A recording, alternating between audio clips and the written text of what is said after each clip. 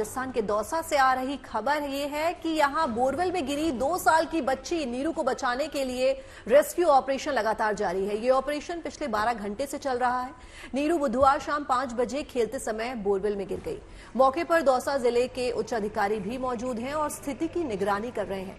Rescue team को बारिश की वजह से ऑपरेशन में कठिनाइयों का सामना करना पड़ रहा है, लेकिन बच्ची को सकुशल निकालने की कोशिश की जा रही है। प्रशासन और स्थानीय लोग की बच्ची की सलामती के लिए प्रार्थना कर रहे हैं। बच्ची के रेस्क्यू ऑपरेशन की एक वीडियो भी सामने आई है जिसमें उसकी मूवमेंट नजर आ रही है। 3 तस्वीरें इस वक्त आपकी टेलीविजन स्क्रीन पर। किस तरीके से रेस्क्यू ऑपरेशन चलाया जा रहा है वो आप इन तस्वीरों में देख सकते हैं। कैमरे के जरिए बच्ची तक को देखने की, उसके मूवमेंट्स को देखने की कोशिश की जा रही है, जो आप दूसरी तस्वीर में देखेंगे। और रात से ही एसडीआरएफ, एनडीआरएफ की टीमें लगी हुई हैं। साथ ही साथ कई टीमों को यहां पर बुलाया गया है जिससे बच्ची को सकुशल बाहर निकाला जा सके।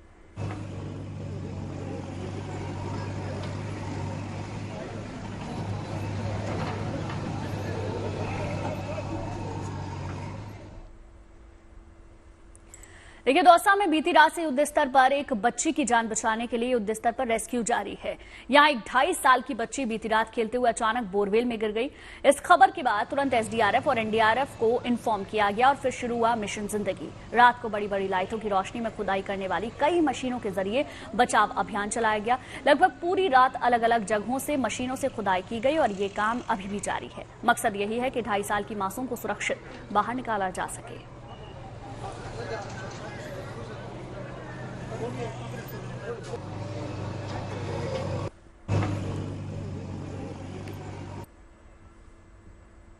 तो रात भर से एसडीआरएफ जवान इंजीनियर्स के साथ मिलकर बच्ची को बाहर निकालने का रास्ता तलाश रहे हैं। एसडीआरएफ के जवानों ने इलाके को कवर कर दिया है ताकि कोई भी उस इलाके में ना घुस पाए जहां ये रेस्क्यू ऑपरेशन चलाया जा रहा है। इस दौरान बोरवेल के अंदर फंसी बच्ची के स्वास्थ्य पर भी नजर रखी जा रही है।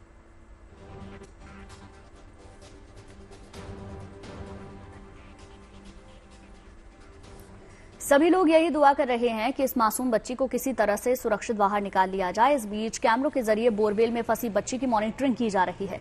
राहत और बचाव टीम के अलावा डॉक्टर्स भी वहां मौजूद हैं। इस बीच पाइप के जरिए बच्ची तक खाना पहुंचाया गया। उम्मीद की जा रही है कि जल्द खुदाई का काम पूरा होने के बाद बच्ची को सुरक्षित बाहर निकाल लिया जाएगा। देखिए, ये तस्वीरें हम आपको दिखा रहे हैं किस तरीके से टीमें बच्ची को बचाने में जुटी हुई हैं। एसडीआरएफ के जवान हैं। सीसीटीवी के जरिए बच्ची तक नजर रखी जा रही है, उसके मूवमेंट को देखा जा रहा है और कोशिश की जा रही है कि जल्द से जल्द बच्ची को बाहर निकाला जा सके।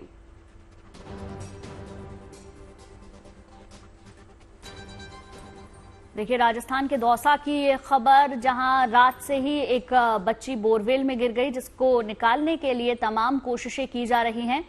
मौके पर जिले के जो अधिकारी हैं वो भी पहुंचे हुए हैं। एसडीआरएफ की टीम, एनडीआरएफ की टीम लगातार जुटी हुई है। सीसीटीवी के जरिए बच्ची को देखा जा रहा है, उस पर नजर रखी जा रही है। साथ ही साथ कोशिश की जा रही है कि आज बच्ची को निकाला जा सके।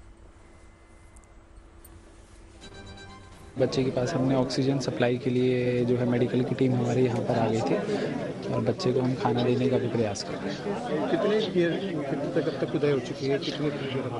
देखिए, ये 20 से 30 फीट तक के बीच में है और जो हमारी खुदाई भी तकरीबन 20 फीट के आसपास जो है यहाँ हमने कर दी है।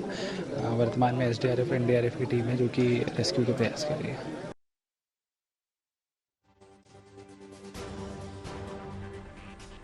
तो दौसा की तस्वीरें आपके सामने आप देख सकते हैं किस तरह से लगातार सेना के जवान जो है यहां पहुंचे हुए हैं। एनडीआरएफ, एसडीआरएफ कोई भी कसर नहीं छोड़ रही है उस 2.5 साल की बच्ची को बचाने के लिए और लगातार यहां पे उस पर निगरानी रखी जा रही है। कैमरे के थ्रू उसके हर मूवमेंट पे, उसके हर एक्ट पे ये लोग निगरानी रख रहे हैं कि किसी भी तरह से उस 2.5 साल की बच्ची को जो है वो बाहर निकाल लिया जाए। हम कैमरा की मदद से ये पता कर रहे हैं कि बच्ची का मूवमेंट कैसा है, बच्ची किस स्थिति में है अभी। और साथ ही साथ हमने एसडीआरएफ और एनडीआरएफ की टीम्स को, जो कि एक्सपर्ट हैं ऐसे रेस्क्यू ऑपरेशंस में, उनको यहाँ बुला लिया है और इसमें मल्टीपल मेथड्स हम ट्राई कर रहे हैं जिससे कि बच्चे की सुरक्षा की दृष्टि से उसे पूर्णतः सुरक्षा के साथ में उसे निकाल लिया जाए। और चलिए अब बात मौसम की कर लेते हैं, जिसने कम से कम दिल्ली, एनसीआर समेत उत्तर भारत के तमाम इलाकों को तरबतर कर रखा है। सितंबर महीने की रिमझिम बारिश ने मौसम को खुशनुमा बना दिया। साथ ही साथ बरखा बहार में प्रदूषण से भी राहत मिली है। आमतौर पर यह मौसम मानसून के लौटने का होता है, लेकिन सितंबर में मानो बादल ठहर गए हैं। मौसम विभाग के मुताबिक फिलहाल 2 से 3 दिन तक बादल छाए रहेंगे और हल्की बारिश की संभावना है। यानी कुल मिलाकर दिल्ली एनसीआर के लोगों को अभी बारिश के गुजरने का इंतजार करना होगा। दरअसल मानसून अपने अंतिम चरण में है, इस वजह से कई जगहों में और कई राज्यों में तेज बारिश हो रही है। पहाड़ी राज्यों के कई इलाकों में मौसम विभाग की ओर से येलो अलर्ट जारी किया गया है। उत्तराखंड की हिमालय चोटी पर लगातार बर्फबारी जारी है, वहीं निचले हिस्सों में लगातार बारिश देखने को मिल रही है। मौसम विभाग ने कांगड़ा, चंबा, कुल्लू और मंडी जिले में आज तेज बारिश के साथ तूफान आने का भी येलो अलर्ट जारी किया है।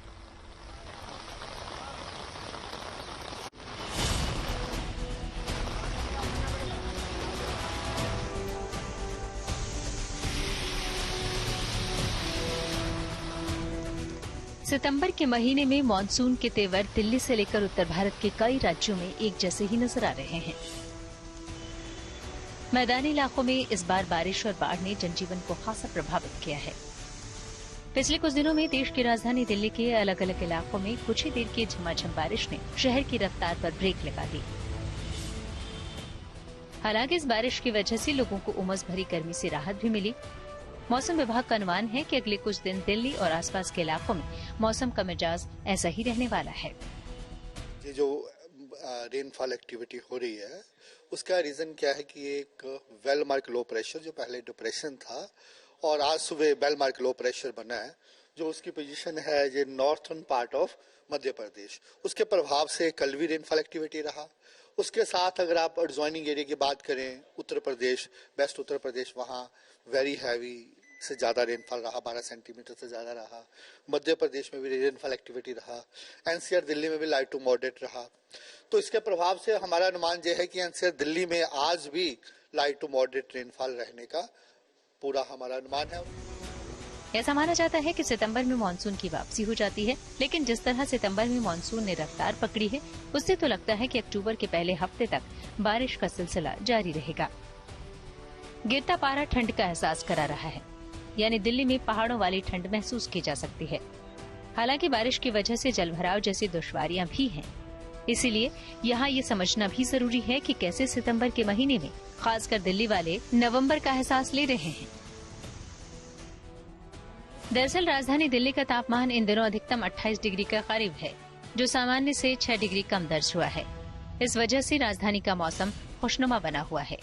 दिल्ली में मौसम का आलम यह है कि दिल्ली वाले रात में ठंड का एहसास कर रहे हैं। हालांकि अगले 2 से 3 दिनों में बारिश से राहत मिलने की उम्मीद मौसम विभाग ने जताई है। राजधानी का ये रमझम मौसम हवा की सुधरी गुणवत्ता की भी सौगात लाया है। मानसूनी फुहारों के साथ आबो हवा का ये कॉम्बिनेशन जबरदस्त है। तापमान में कमी के साथ दिल्ली वालों को साफ हवा में सांस लेने का मौका मिला है। इस बार जो है प्रोलॉन्ग मॉनसून चला है, तो जिसकी वजह से आपका पोल्यूशन लेवल काफी कम है।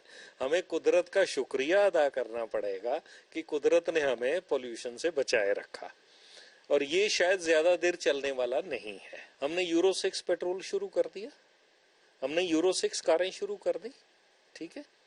पोल्यूशन क्यों बढ़ रहा, क्यों नहीं कम हो रहा? हमने 15 साल पुरानी कारें बैन कर दी, पोल्यूशन नहीं कम हुआ। तो ये अपने आप ही इंडिकेट करता है कि हम जो है एक्चुअल सोर्स ऑफ पोल्यूशन को एड्रेस नहीं कर रहे हैं। जहाँ तक बारिश की बात की जाए तो दिल्ली एनसीआर ही नहीं, पूरे देश में इस बार बारिश सामान्य से ज्यादा रिकॉर्ड की गई है। दिल्ली में तो बारिश इस साल 1000 मिलीमीटर का आंकड़ा पार कर गई है। यही हाल देश के कई इलाकों का है।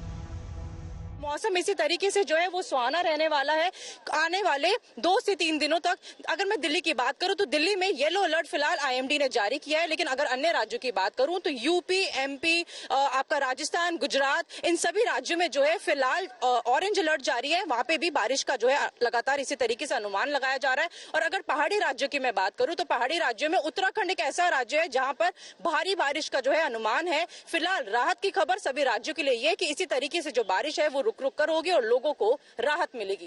कैमरा पर्सन मनीष बिदूड़ी के साथ मनीषा लड्डा, दिल्ली। वहीं उत्तर प्रदेश के बहराइच जिले को भेड़ियों के आतंक से मुक्ति का इंतजार है। उम्मीद की जा रही है कि जल्द ही छठा भेड़िया भी पकड़ा जाएगा। भेड़ियों के आतंक के बीच तेंदुए के खौफ की खबर सामने आई है। मध्य प्रदेश के शिवपुरी जिले में रात को गांव के इलाके में तेंदुआ दिखा, जिसके बाद प्रशासन जगह जगह पोस्टर लगाकर लोगों को सतर्क रहने की हिदायत दे रहा है। छत्तीसगढ़ के कांकेर में कुछ ऐसे ही हालात हैं। वहां तेंदुए का एक झुंड दिखने के बाद लोग डरे हुए हैं, जबकि उत्तर प्रदेश के सहारनपुर में कटीली तारों में एक तेंदुआ फंस गया। हालांकि सबसे बड़ी चिंता की बात यह है कि जंगली जानवर जंगलों से निकलकर रिहायशी इलाकों की तरफ क्यों आ रहे हैं।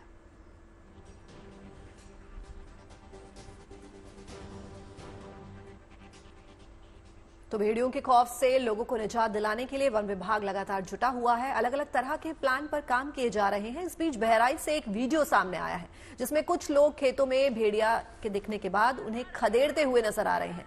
धान के हरे भरे खेतों में पहरा दे रहे लोगों को जैसे ही भेड़िया दिखा, वो सभी लाठियां लेकर उसके पीछे दौड़ पड़े।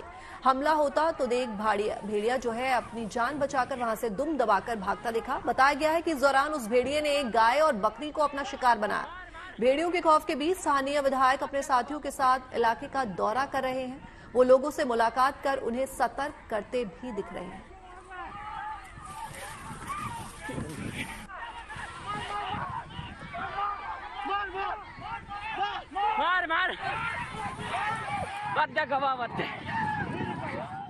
उत्तर प्रदेश में बहराइच के ये तस्वीर आप देख रहे हैं इस समय। ये विधायक जो है बीजेपी के, वो अपने लोगों के साथ रात में निकले हैं और वजह साफ है कि यहाँ पर जो मौजूद भेड़िया है उसकी तलाश की जा रही है। और ऐसे में विधायक खुद बीजेपी के जागरूक हैं, वो निकल रहे हैं अपने लोगों के साथ। तस्वीरें देखिए कि वो सभी लोग मौजूद हैं और इस समय ये राजीपुर का जो एरिया है वहां पर है। और ऐसे में क्योंकि हथियार भी हैं, डंडे भी हैं और वजह साफ है क्योंकि भेड़िए का जो आतंक इतने समय से मचा हुआ है और उसमें बताया जा रहा है कि जो भी एक अल्फा भेड़िया जो बचा हुआ है उसको किसी तरीके से रोका जाए। हाल ही में बताया गया है कि बकरी के साथ उसने एक और जानवर को खा लिया है और ऐसे में अब सभी जो लोग हैं गांव के वो तो चिंतित हैं। इसके साथ साथ जो विधायक हैं वो खुद सड़कों पर नजर आ रहे हैं। वहीं बहराइच में भेड़ियों के आतंक से मुक्ति के बाद अब देश के अलग अलग हिस्सों में तेंदुए के खौफ की खबरें आ रही हैं। छत्तीसगढ़ के कांकेर से लेकर यूपी के सहारनपुर तक लोगों में तेंदुए का खौफ है।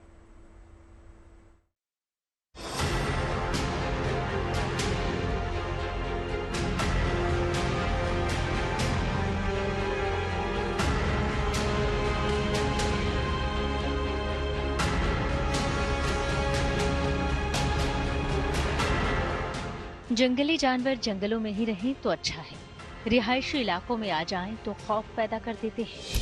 ये खतरनाक है यार, पेट हो है। तस्वीरों में आप जिन 5 तेंदुए को देख रहे हैं, उन्होंने भी कांकेर के लोगों में दहशत पैदा कर दी है, क्योंकि ये तेंदुओं का झुंड जंगल से दूर गांव के बेहद करीब आ गया है। ये 5 तेंदुए जो आपको तस्वीरों में दिख रहे हैं, वो तस्वीर छत्तीसगढ़ के कांकेर जिले की है, जहां से सटे डुमाली गांव के पहाड़ में लोगों ने इन 5 तेंदुए के झुंड को देखा है, जिसने फॉरेस्ट विभाग और ग्रामीणों की चिंता बढ़ा दी है। लोग इसलिए भी खौफ में हैं कि तेंदुए अब रातों को गांव का रुख करने लगे हैं।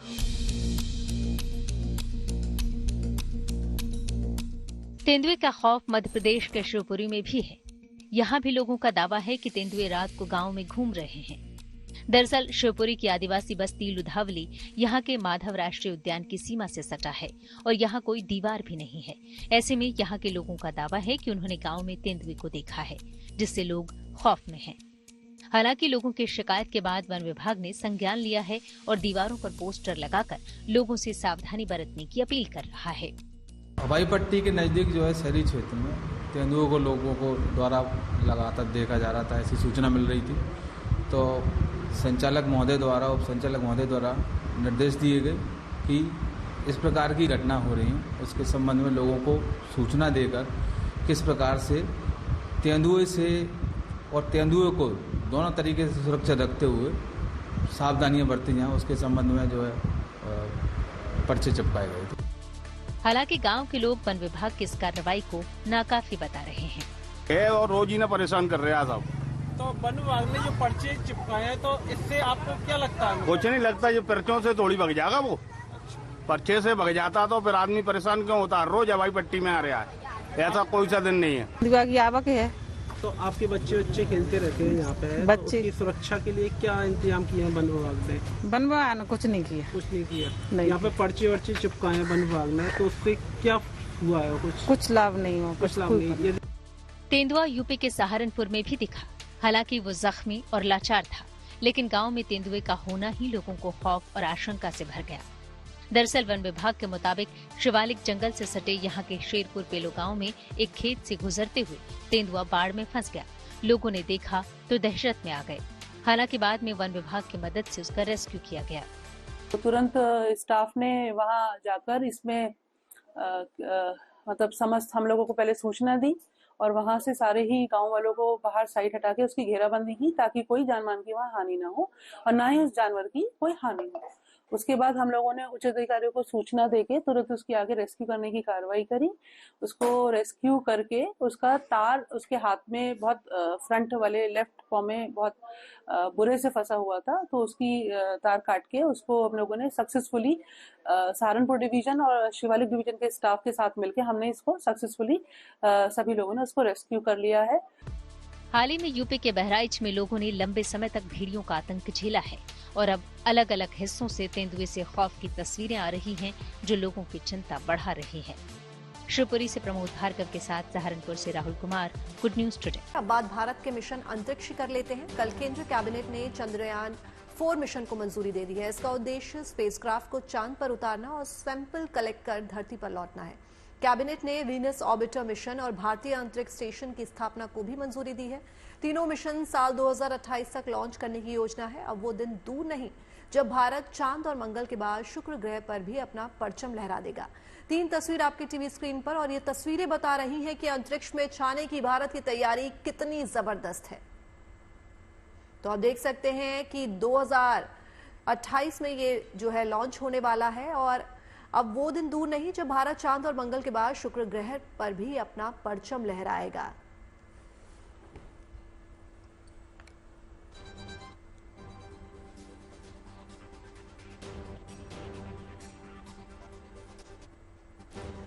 तो चलिए आपको एक एक करके बताते हैं कि आखिर अंतरिक्ष में भारत का मिशन आखिर क्या है। सबसे पहले बात चंद्रयान 4 मिशन की करते हैं, जिसे सरकार की ओर से ग्रीन सिग्नल मिल गया है। चंद्रयान 4 मिशन में करीब 2100 करोड़ से ज्यादा का खर्च आएगा। तो मिशन में चंद्रमा की सतह से चट्टान और मिट्टी का लाया जाएगा और उस पर रिसर्च की जाएगी। मिशन के लिए 2 अलग अलग रॉकेट का इस्तेमाल भी किया जाएगा। वहीं बात इसरो के मिशन वीनस की करें तो वीनस मिशन के लिए इसरो ने 1236 करोड़ का बजट तैयार किया है। वीनस ऑर्बिटर मिशन को 2028 में लॉन्च किया जाएगा। तो मिशन वीनस के तहत शुक्र ग्रह की सतह और वायुमंडल का अध्ययन किया जाएगा। शुक्र ग्रह पर सूर्य के असर की भी रिसर्च की इस मिशन के तहत की जाएगी। इसके अलावा भारत अपना स्पेस सेंटर भी लॉन्च करने जा रहा है। मोदी सरकार ने भारतीय अंतरिक्ष सेंटर को मंजूरी दे दी है। तो स्पेस सेंटर गगनयान प्रोजेक्ट का हिस्सा है, यानी गगनयान प्रोग्राम का दायरा बढ़ाया जा रहा है। स्पेस सेंटर के मिशन को 2028 के दिसंबर तक पूरा कर लिया जाएगा, ऐसा माना जा रहा है। तो चलिए अब आपको विस्तार से बताते हैं कि भारत के लिए स्पेस सेंटर क्यों जरूरी है। तो सबसे पहले आपको बता दें कि अंतरिक्ष स्टेशन साइंटिफिक डेटा इकट्ठा करने के लिए जरूरी है, और अगर हमारा अपना स्पेस सेंटर होगा तो भारत की निगरानी क्षमता में बढ़ोतरी होगी। अपने स्पेस सेंटर से अंतरिक्ष में बार बार सैटेलाइट भेजने के खर्च में कमी आएगी। स्पेस सेंटर से मिशन मून और मिशन मंगल का रास्ता और भी आसान होगा। तो वहीं स्पेस स्टेशन में एक अंतरिक्ष यान भी तैयार किया जाएगा जिसमें साइंटिस्ट रह सकेंगे। स्पेस में अभी 2 स्पेस सेंटर मौजूद है, जिसमें से एक चीन का है। इसके अलावा चीन का जो स्पेस सेंटर है वो 2022 में चालू है, जहां 3 एस्ट्रोनॉट्स भी रहते हैं। तो इसके अलावा 1998 में स्थापित किया गया इंटरनेशनल स्पेस सेंटर मौजूद है, और अब भारत भी उन देशों में शामिल होगा जिसके पास अपना स्पेस सेंटर होगा। और अब बात विजेताओं की कर लेते हैं। भारतीय hockey team Asian champions trophy को घर लेकर आ गई है। टीम ने 5वीं बार एशियन चैंपियंस ट्रॉफी पर कब्जा किया है। इस विजय के बाद जब टीम वापस देश लौटी तो हॉकी टीम का भव्य स्वागत किया गया। चीन से फाइनल मुकाबले में भारतीय हॉकी टीम ने शानदार जीत हासिल की है। भारतीय टीम ने चीन को 1-0 से हराया है।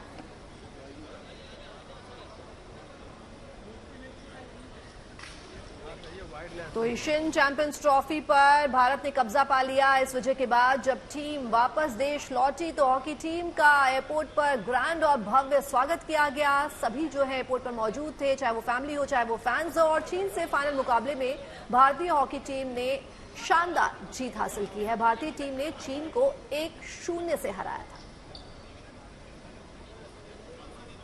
तो एयरपोर्ट की तस्वीर आप देख सकते हैं कि किस तरह से जीत की खुशी हर एक चैंपियन के चेहरे पर दिख रही है।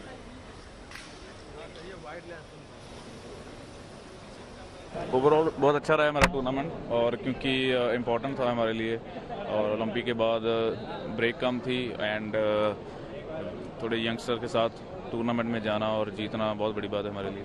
हर एक जीत स्पेशल रहती है हमारी टीम के लिए, और लास्ट टाइम भी ये चैंपियन थे, इस बार भी, क्योंकि बैक टू बैक जीतना टूर्नामेंट बहुत बड़ी बात होती है हमारे लिए। एंड टीम का जो बूस्ट है, कॉन्फिडेंस अप करता है थोड़ा। तो आई थिंक जितने यंगस्टर गए हैं, मेरे को हम सबको उनके लिए ज़्यादा खुशी है, क्योंकि उनका फर्स्ट टूर्नामेंट था हमारे साथ ऐसे, और गोल्ड मेडल जीतना उनके लिए उनको एक अच्छा कॉन्फिडेंस मिलेगा और पुश मिलेगा। तो काफ़ी स्पेशल है ये विक्ट्री जो हमारी है। चलिए अब बात कुछ और खबरों की कर लेते हैं। पिछले कुछ दिनों से हाईवे से जुड़ी तमाम खबरें आ रही हैं, जिसके बाद केंद्रीय सड़क परिवहन मंत्री नितिन गडकरी ने NHAI यानी कि national highways authority of India के लिए काम करने वाले ठेकेदारों, फर्म, एजेंसियों और अधिकारियों को कड़ी चेतावनी दी है। असल में गडकरी को सड़कों पर बने गड्ढों को देखकर ये गुस्सा आया। उसके बाद उन्होंने क्या कुछ कहा, चलिए वो आपको सुनाते हैं। रोड के काम भी मैंने देखे, अभी हम लोग विश्वास रखते थे, अब इसके बाद जो मेंटेनेंस क्वालिटी के हिसाब से नहीं होगा, वो चाहे विदेशी कंपनी हो, उनको वापस भेजने का काम करेंगे, ब्लैकलिस्ट पे करेंगे और कई टेंडर में भर सकेंगे, ऐसी हालत कर देंगे। तो आप कॉशियस हो जाइए, काम अच्छा करिए, प्लांटेशन करिए, और जो आपको मिलता है उसमें देश के पर्यावरण के लिए आप कॉन्ट्रीब्यूट करिए। अच्छा काम करेंगे तो आपको अवार्ड देंगे, आपको पुष्पहार पहनाएंगे, आपका सत्कार करेंगे, आपको सर्टिफिकेट देंगे, और अच्छा काम नहीं करेंगे तो NHAI से तुम्हारी छुट्टी करेंगे। और दिल्ली वालों के लिए गुड न्यूज है, दिल्ली के लोगों को बड़ी सौगात मिलने जा रही है। दरअसल DMRC का फेज 4 कॉरिडोर का एक्सटेंशन जल्द बनकर तैयार हो जाएगा। मेजेंटा लाइन के इस विस्तार के बीच की टनल बनकर तैयार हो गई है। इस पल के गवाह DMRC के कई अधिकारी और कर्मचारी बने, जिनकी दिन रात की मेहनत के बाद पुलबंगश मेट्रो स्टेशन पर ट्विन टनल ब्रेक थ्रू का काम सफलतापूर्वक पूरा हुआ।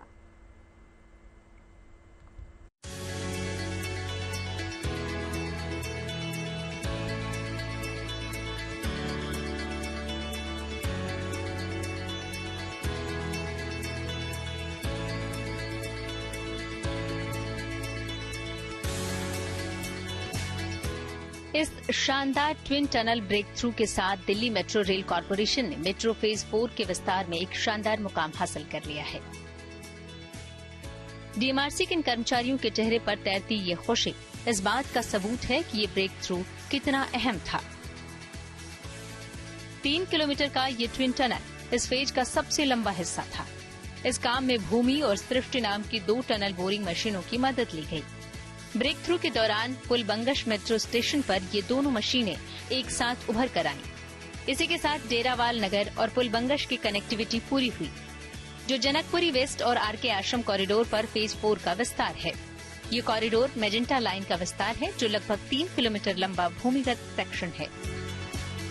आज जो है पुलबंगश पे ट्विन लाइन का ब्रेक थ्रू हुआ है, और ये फेज 4 की लाइन है। बहुत ही प्रसन्नता का दिन है आज, और ये पहली बार हुआ है कि 2 टनल्स का ब्रेक थ्रू एक साथ एक ही दिन हुआ है, और ये दर्शाता है कि दिल्ली जो है प्रगति की राह पर है, और जो अर्बन ट्रांसपोर्ट के दिशा में जो DMRC काम कर रही है, उस दिशा में दिल्ली प्रगति की राह पे है, और बेहतर सुविधाएं दिल्ली को DMRC ट्रांसपोर्ट के क्षेत्र में प्रोवाइड करेगा।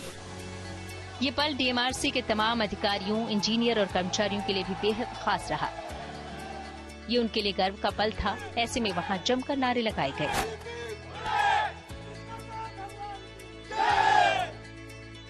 इस कॉरिडोर में कुल 22 स्टेशन हैं, जिनमें 8 interchange station Janakpuri west, Peeragarhi, Pitampura, Haiderpur Badli Mor, Majlis park, Azadpur, Pul Bangash और RK आश्रम शामिल हैं। पूरी दिल्ली में मेट्रो का जाल फैला है, जो आए दिन अपने नाम नए रिकॉर्ड दर्ज कर रहा है। इस लाइव ब्रेक थ्रू के दौरान दिखा कि आखिर दिल्ली मेट्रो का रूट कैसे तैयार होता है, कितनी मेहनत से यहाँ लोग काम करते हैं। जाहिर है कि ये कामयाबी न सिर्फ डीएमआरसी कर्मचारियों और इंजीनियर के लिए बड़ी है, बल्कि इस कामयाबी और इसे एक मुकाम तक पहुंचाने वाले सभी कर्मचारियों पर दिल्ली और देशवासियों को गर्व है। Bureau report, good news today. चलिए अब आपको लोकप्रिय पॉप स्टार ध्वनि भानुशाली से मिलवाते हैं। फिल्म कहां शुरू कहां खत्म से अपना डेब्यू करने जा रही ध्वनि से बात की हमारी सहयोगी शगुफ्ता ने। दिखाते हैं आपको। कहते हैं life is all about entertainment, entertainment, entertainment, entertainment. Entertainment का डोज अगर नहीं होगा ना तो फिर लाइफ तो थोड़ी फीकी फीकी सी दिखाई देती है। तो इसीलिए मैं आपके मनोरंजन के लिए पूरा इंतजाम कर दिया है।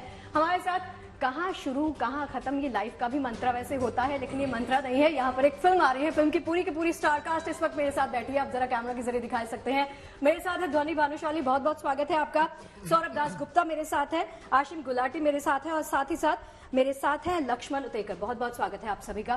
ध्वनि ये है, हाँ ये ना आप लोग ऐसे बैठना चाहिए, आप ऐसे बैठ गए। बंगाली मराठी चलिए ये भी तड़का काफी दिलचस्प होने वाला है।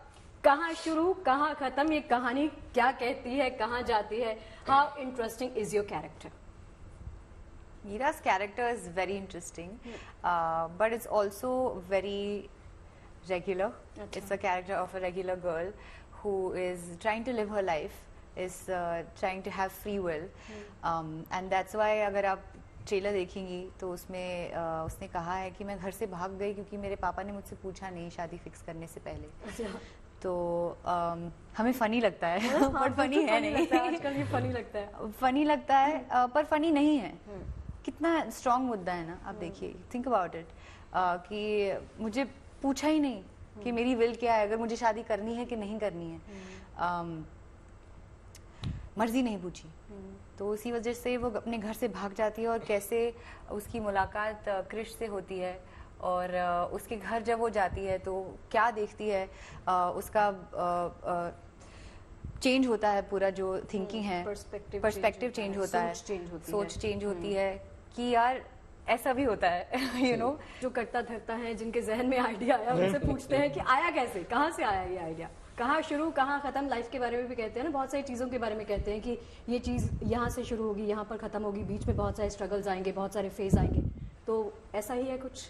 मैम आइडिया तो एक्चुअली आया था एक शादी क्रैश करके। अच्छा, आपने भी की? हाँ, सच्चाई तो यही है। अच्छा। फिर मुझे हमेशा उसका सेटअप बहुत अच्छा लगता था, फिर मैंने लक्ष्मण सर को बताया, लक्ष्मण सर को भी बहुत अच्छा लगा, तो फिर उन्होंने लिखी पूरी कहानी, एंड देन थैंकफुली हम आज यहाँ बैठे हैं आपके सामने। लक्ष्मण जी, आप भी मतलब सूत्रधार हैं इसमें। Obviously he is the producer of the film and writer. अहम योगदान दिया है, तो कैसा लगा आपको? डू यू थिंक लोग कन्विंस होंगे इस आइडिया से?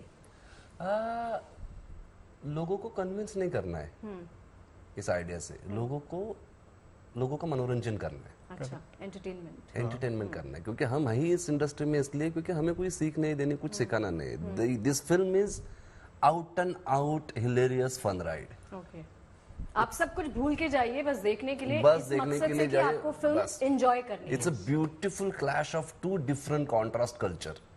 One is Barsana which is very female dominating society, one is Haryana UP which is very male dominating society, and एक लड़की की कहानी। तो it's a beautiful entertaining film without any baggages, so people are going to enjoy it for sure. I'm sure. Film का कोई गाना जो आपके दिल के बहुत करीब हो?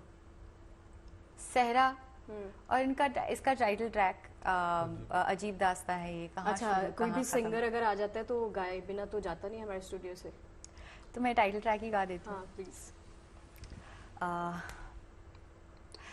अजीब दास्तां है ये, कहाँ शुरू कहाँ खत्म, ये मंजिलें है कौन सी, ना वो समझ सके ना हम। क्या बात है, क्या बात है, बहुत प्यारी और ब्लेस्ड वॉइस यू हैव।